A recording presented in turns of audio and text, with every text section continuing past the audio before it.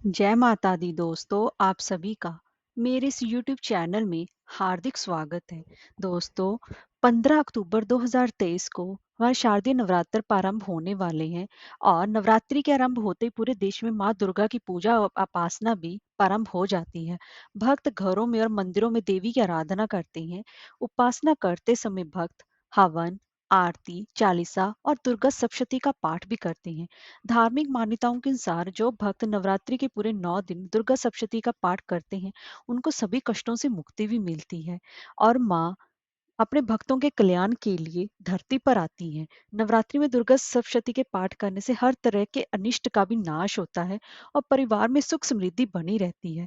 दुर्गा सप्तशती सब तरह की चिंताओं, क्लेश और शत्रु बाधा से मुक्ति दिलाती है। लेकिन इसके शुभ फल प्राप्त करने के लिए इसका पाठ सही तरीके से करना भी बहुत जरूरी है। दोस्तों, आज के हम इस वीडियो में बात करेंगे कि घर पर हम दुर्गा सप्तशती का पाठ कैसे करें, उसकी क्या विधि है। तो चलिए वीडियो शुरू करते हैं। दोस्तों, अगर आपको हमारी वीडियो अच्छी लगी हो तो लाइक, शेयर और सब्सक्राइब करना ना भूलें।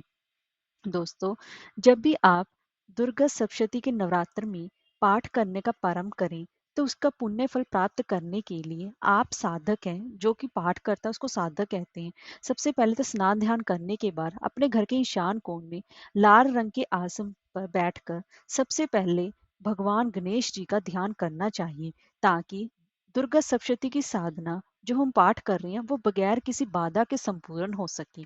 उसके बाद गणेश जी का ध्यान करने के बाद अब हम चौक एक चौकी पर लाल कपड़ा बिछाकर देवी माता की फोटो या फिर मूर्ति को स्थापित करेंगे और गंगा जल से पवित्र करेंगे। और उसके बाद अब हम दुर्गा सप्तशती का पाठ करने के लिए सबसे पहले हम प्रोक्षण करेंगे, जो कि हम अपने आप को भी शुद्धिकरण करना है, तभी हमें सही पाठ से करने का फल मिल सकता है। उसके बाद हम आचमन करेंगे। आचमन करने से हम अपना शुद्धिकरण करते हैं और उसके बाद अब हम तीसरा करेंगे संकल्प। दोस्तों, तीसरे संकल्प सबसे ज्यादा जरूरी है। हम जो कोई भी पाठ करते हैं बिना संकल्प के अगर करते हैं तो हमें उसका पूर्ण फल नहीं मिल पाता। इसलिए सबसे पहले आप दुर्गा सप्तशती का पाठ अपने किस मनोरथ के लिए कर रही हैं, तो उसके लिए संकल्प लेना अति आवश्यक है। इसके लिए अपना नाम बोलें और गोत्र बोलें और आपके मन में जो कामना है उसका संकल्प लें। दोस्तों, दुर्गा सप्तशती के पाठ का संकल्प भी दो तरह का है। एक तो संकल्प ये है कि आप एक ही समय में लगातार पूरे दुर्गा सप्तशती का पाठ करेंगे, जिससे कि हम कम से कम 2 से ढाई घंटे लगते हैं। और एक दुर्गा सप्तशती के पाठ की विधि है कि आप रोज एक एक अध्याय या 2-3 अध्यायों का पाठ करेंगे। ये आपके ऊपर डिपेंड है, आपके ऊपर निर्भर है कि आप किस तरीके से दुर्गा सप्तशती का पाठ अपने समय और सहायता समय के हिसाब से कर सकते हैं। अगर आपको जैसा समय लगे, आप पर एक ही समय निश्चित रखें कि आप सुबह पाठ करना चाहते हैं या फिर शाम को, और एक ही आसन रखें, तो ज्यादा आपको फायदा मिलेगा। ऐसे नहीं कि आपने एक बार सुबह कर लिया और एक बार शाम को कर लिया, ऐसा मत कीजिए। अगर आप पूरा संपूर्ण फल प्राप्त करना चाहते हैं तो एक ही समय रखें और एक ही आसन रखें, उसी से आपको पूर्ण फल मिल सकता है। और दोस्तों, आप सभी को पता होगा कि दुर्गा सप्तशती श्रापित है। भगवान शिव ने इसे श्राप दिया हुआ है, भी हर कोई इसका पाठ नहीं कर सकता। तो दुर्गा सप्तशती शुरू करने से पहले आपको सबसे भगवान शिव से आज्ञा लेनी चाहिए कि आप दुर्गा सप्तशती का पाठ किस मनोरथ के लिए कर रहे हैं। अगर आप हो सके तो दुर्गा सप्तशती का पाठ किसी अच्छे काम के लिए इस्तेमाल करें, इससे किसी दूसरों का अहित ना करें। सिर्फ अपने हित के बारे में अच्छा सोचें, जिससे किसी को कोई भी नुकसान ना हो, उसके बारे में आप इससे पाठ करें।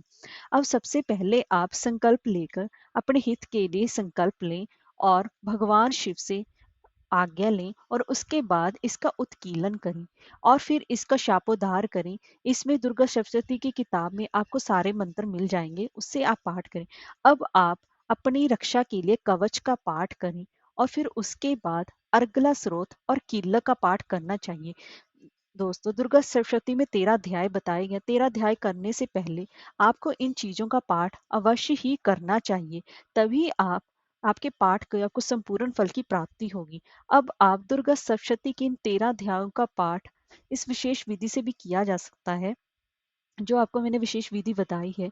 अब आप दुर्गा सप्तशती के संपूर्ण 13 पाठ करें और उसके बाद मूर्ति रहस्य का पाठ करें, फिर सिद्ध कुंजी का स्रोत का पाठ करें, फिर अंत में क्षमा प्रार्थना करें। अगर आपसे कोई भूल चूक हो गई हो तो उसके लिए क्षमा प्रार्थना आप अवश्य ही लें।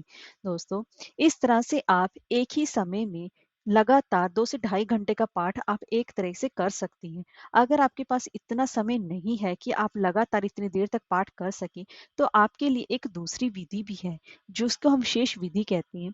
दुर्गा सप्तशती के एक अध्याय को, यानी कि पहले अध्याय को प्रथम चरित्र के नाम से जाना जाता है, और दूसरा, तीसरा, चौथा अध्याय है उसको हम मध्यम चरित्र के नाम से जानते हैं, और 5वें अध्याय से लेकर 13वें अध्याय को हम उत्तम चरित्र कहते हैं। दोस्तों, इस तरह से आप पाठ कर सकती हैं। अगर आप 13 अध्याय एक साथ एक दिन में नहीं कर सकती, तो आपके लिए आप इन दिनों में आप कैसे इस पाठ को संपूर्ण कर सकते हैं, उसकी विधि जान लीजिए।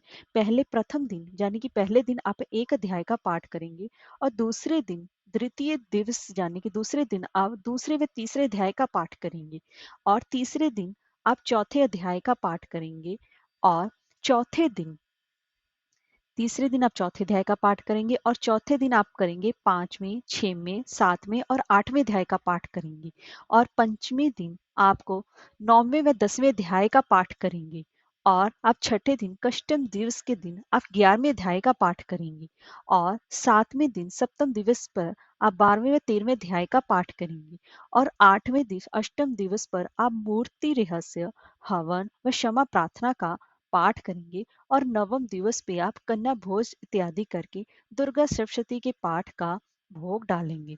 तो दोस्तों, इस तरह से आप घर पर ही दुर्गा सप्तशती का पाठ आराम से कर सकती हैं। जय माता दी।